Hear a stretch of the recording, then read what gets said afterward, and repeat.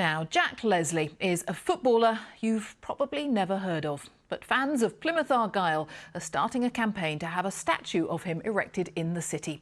Leslie was chosen to play for England in 1925, but he was dropped when the selectors realised he was black. Clive Coleman has the story. Jack Leslie, a phenomenal footballer. But was he denied his place in sporting history because of the colour of his skin? A fine team. Jack played for Plymouth Argyle, then in the 3rd Division in the 1920s. He's believed to be the first black player to captain a league side. Here at Plymouth, Jack Leslie scored 137 goals, at times suffering racial abuse from both crowds and opponents.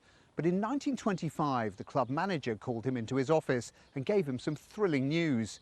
Jack Leslie had been picked to play for England. It was the talk of the town.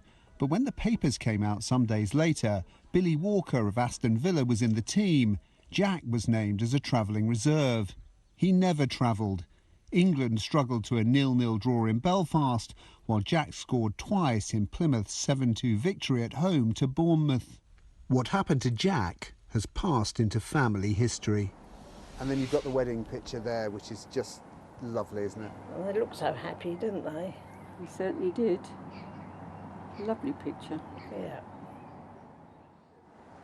Well, in those days, you didn't have the television. Someone came down to watch him. They weren't watching his football, they were looking at the colour of his skin.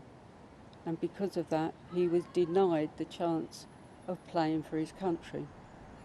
Plymouth Argyle has already honoured one of its greatest players in this mural and has renamed its boardroom after him. But fans want a statue of Jack, and a campaign's underway. We think that at a time when some statues are coming down, we want a campaign to put a statue up, to celebrate Jack Leslie, his incredible achievements, but also to remember that historic injustice where he was denied his England cap. The last thing on my mind was me being the first black player to play for England. By Viv Anderson, he's on his way with one to his right and one to his left. 53 years after Jack Leslie's selection for the national side, Viv Anderson became the first black player to win a full England cap. I mean, it's incredible that, to get the euphoria of getting the call up from the manager and saying you've been picked for England, and then within a few days, the letdown of being dismissed from the squad because of the colour of his skin it's abhorrent, really. You know, I'd never heard of Jack Leslie till up to 2 weeks ago, and that's a crying shame because what he achieved and what he did should be paramount in every black person's mind, you know. But hopefully this statue that we're trying to get erected will carry on his legacy.